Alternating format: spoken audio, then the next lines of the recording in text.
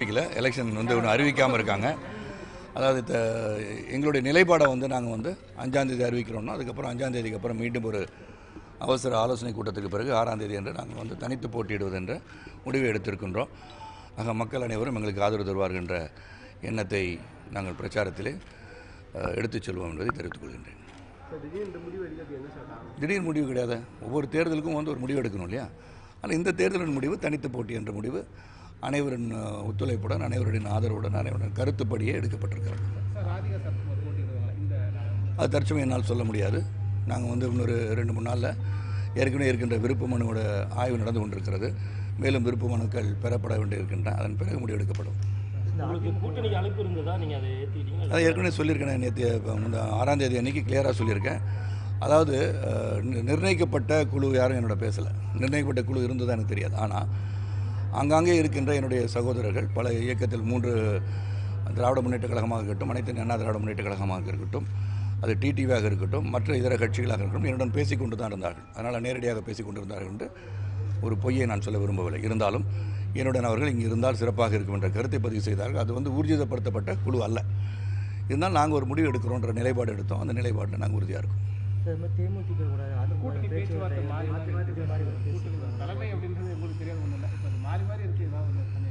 இல்லை, அது வந்து அவங்களுடைய நிலைப்பாடை பற்றி நான் கருத்து சொல்ல விரும்பலை. ஏன்னா அவங்க வந்து அவங்களுடைய இயக்கத்தின் தலைவர் என்னுடைய அன்பு சகோதரர் விஜயகாந்த் அவர்கள் என்ன சொல்கிறாருன்னு அவங்களுக்கு தான் தெரியும். அதனால் அதை பற்றி நான் கருத்து சொல்ல விரும்பவில்லை.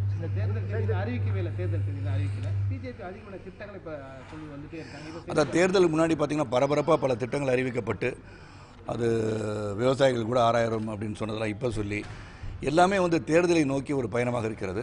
மோடி அவர்கள் வந்து தமிழகத்தில் மிகப்பெரிய கஜா புயலுக்கு கூட இங்கே வராதவர் இப்போ பார்த்திங்கன்னா ஒரு 3-4 தடவை வரத்துக்கான திட்டங்களை வகுத்து வைத்துக்கிறார் என்று சொன்னால் இது அவரும் வாக்கு வங்கி அரசியலுக்காகவும் தேர்தலை நோக்கியுள்ள பயணமாகத்தான் தெரிகிறது.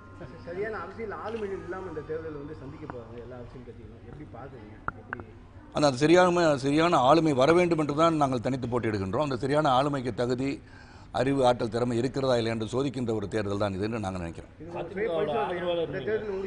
இல்லை, எங்கள் சுய பரிசோதனை எனக்கு தேவையே கிடையாது. நான் வந்து 2 இயக்கங்களுக்கு நான் உழைத்திருக்கும் போது அந்த இயக்கங்களுக்கு எங்களுடைய வாக்கு வண்டி சென்று அடைந்திருக்கிறது. ஆக இந்த முறை எங்களுக்காக, நமக்காக, சமத்துவ மக்கள் கட்சிக்காக, வருங்கால தமிழகத்திற்காக எங்களால் எங்கள் கொள்கையை எடுத்துச் செல்ல முடியும் என்ற நம்பிக்கை எங்களுக்கு இருக்கிறது. அதை நோக்கி தான் இந்த பயணம்.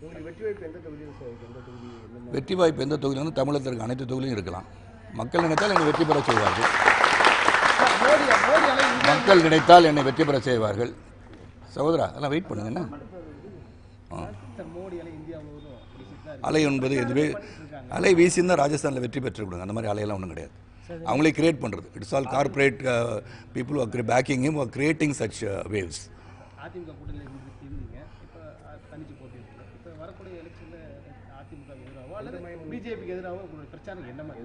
பிரச்சாரம் வந்து மக்களுக்கு இப்போ இருக்கின்ற அவல நிலையான ஒரு கூட்டணி அமைந்திருக்கிறது எல்லாருக்கும் தெரியுது.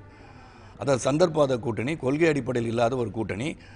இன்று வந்து அதாவது தரக்குறைவாக, அநாகரிகமாக பேசுபவர்கள் கூட அருகில் அமர்ந்து கூட்டணி அமைத்துக் கொள்கின்ற சூழல் வரும்போது வருங்கால இளைஞர்களுக்கும், வருங்கால தமிழக மக்களுக்கும், வருங்கால சமுதாயங்களுக்கும் நம்ம என்ன சொல்ல விரும்புகிறோம்? அரசியலுக்கே வரக்கூடாது, சாக்கடைன்னு சொல்லி கொண்ட இளைஞர்கள் இதை பார்த்து என்ன நினைப்பாங்க? என்ன மாதிரி முன்னுதாரணம் நீங்கள் வைக்கிறீங்க? அதனால் என்னை பொறுத்த வரைக்கும் இன்னும் வருங்காலங்கள் மக்கள் உங்கள் வாக்குகளை விற்று விடாதீர்கள். இது முக்கியமான காலகட்டத்தில் நாம் தேர்தலை சந்திக்க இருக்கின்றோம். அந்த வாக்குக்கு பணம் கொடுத்து வெற்றி பெறுவதை நிறுத்துகின்ற தேர்தலாக இது அமைய வேண்டும் என்று மக்களை நான் கேட்டுக்கொள்கின்றேன். அதேமாதிரி இப்போ திமுகவும் சரி, அதிமுகவும் சரி, மாற்றி இந்த மெகா கூட்டணி சொல்லி அவங்க இதை பலத்தை கூட்டம் சொல்லி பண்ணிட்டு இருக்காங்க. அதை எப்படி பார்க்குறீங்க? அதான் மெகா கூட்டணி தானேங்க. தைரியம் வந்து எல்லோரும் தனியாக நிற்க வேண்டியது. பல ஆண்டுகளுக்கு முன்பே நான் சொல்லிட்டேனே, எல்லா கட்சிகளும் தனித்தனியாக நிற்கட்டும். விகிதாச்சார அடிப்படையில் அமைச்சரவை அமைக்க முடியுமான்லாம் கேட்டிருக்கேன் நான். அது அன்றே நான் சொல்லிவிட்டேன் இதெல்லாம். ஏன்னா பாரதிய ஜனதா கட்சி வந்து அலை இருக்குது என்று சொன்னால் எதற்காக கூட்டணியில் 5 இடம்? அந்த அலையோடு நிற்க வேண்டியதானே. அலையில் வந்து அடிச்சுட்டு போக வேண்டியதானே அவங்க. அப்போ அவங்களுக்கு வந்து அவங்க மேலே நம்பிக்கை கிடையாது. அவங்க திட்டத்தின் மீது நம்பிக்கை இருந்ததால் தமிழகத்துக்கு மட்டுமல்ல இந்திய அளவில் மிகப்பெரிய திட்டங்களை செயல்படுத்தியிருக்கிறார்கள் என்று சொன்னால் அவங்க தனியாக நிற்கணும். ஏன் அவங்க தனியாக நிற்கலை? ஏன் காங்கிரஸ் தனியாக நிற்க மாட்டேன்றாங்க? ஸோ எல்லாம் தனியாக நிற்கிற ஒரு எண்ணம் வருவது மக்கள் உங்களுக்கு மீது நம்பிக்கை வரும். உங்களுக்கு கூட்டணின்னு தொட்டு முதலிருந்து 2 திராவிட இயக்கங்களும் கூட்டணியை நம்பி வாழ்ந்துட்டுருக்கீங்க.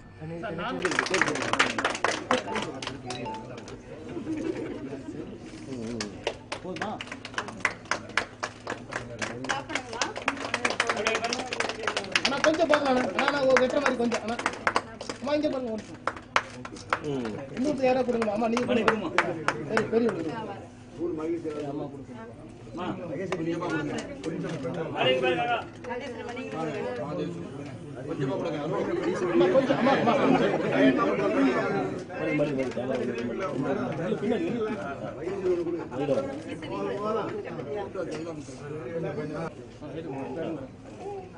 இங்க பாருங்க அப்படியே பாருங்க ஓகே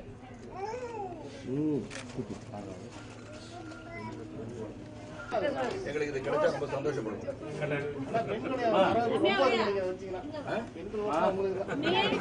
உங்க ஓட்டு போல அப்படியே பாருங்க கேமரா பாருங்க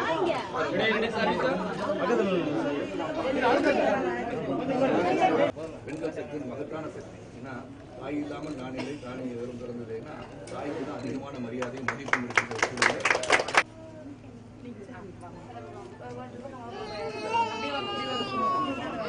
கேமரா பாருங்க